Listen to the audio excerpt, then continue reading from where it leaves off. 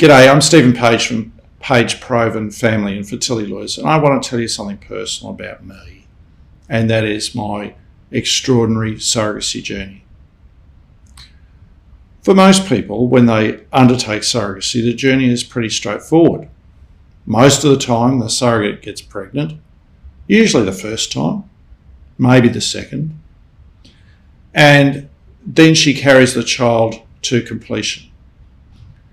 It's comparatively rare that a surrogate has a miscarriage, and I've never come across a case in my professional practice where anyone has had an ectopic pregnancy during surrogacy journey. Now, to put it in context, I've advised in surrogacy cases since 1988 in over 1,700 journeys for clients throughout Australia and every part of Australia that you can dream up, and at last count 31 countries overseas. So my husband said to me he wanted to become a father. And so we made the decision shortly after that to become parents through surrogacy. And we were lucky to have a local surrogate and a local egg donor. Unlike most people, we didn't have to go overseas. Well, our surrogacy journey was complex. The starting point was finances were a bit tighter than I would have liked. And this meant at one stage we actually changed clinics. I was still on good terms professionally with the first clinic, but we moved to another clinic. We had medical issues to sort out with our surrogate, they were sorted. We had medical issues to sort out with our egg donor, they were sorted.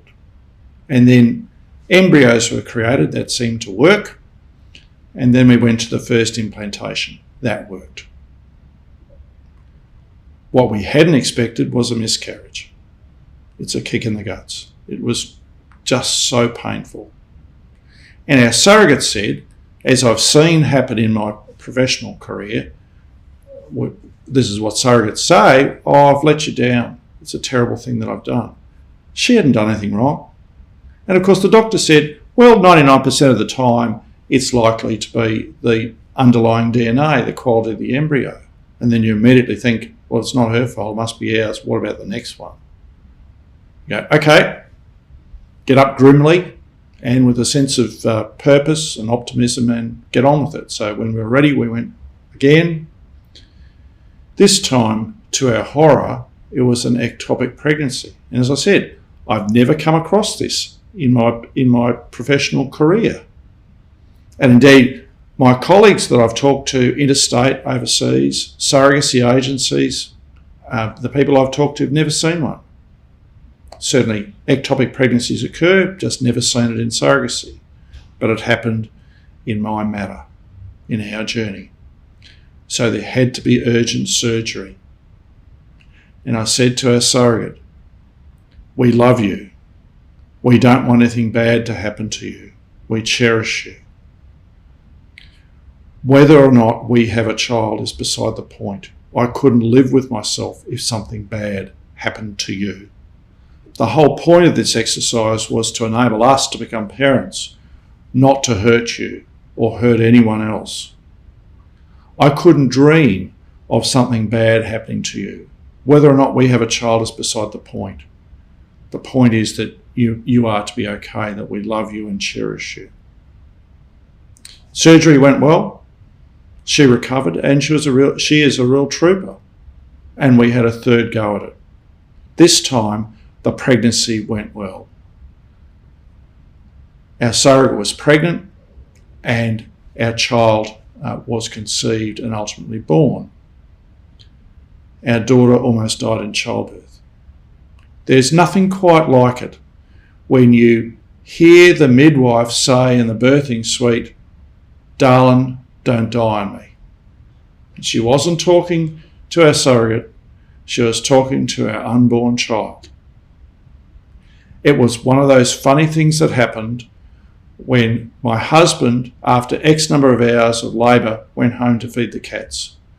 And when he left, not much had happened. When he came back, not much had happened, except in the intervening 2-hour period, our daughter had almost died in utero.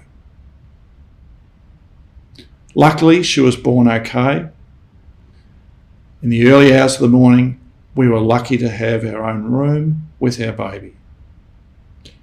That night, our surrogate was able to be discharged from the hospital until the hospital said, "You are the only parent and the child has to stay in overnight."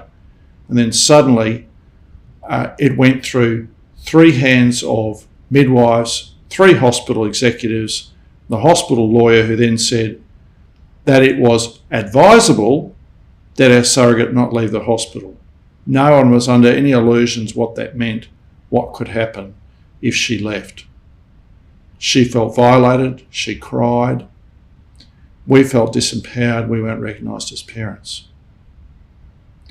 Subsequently, we obtained an order from the Children's Court that recognised us as the parents, but I'll talk about that in another video.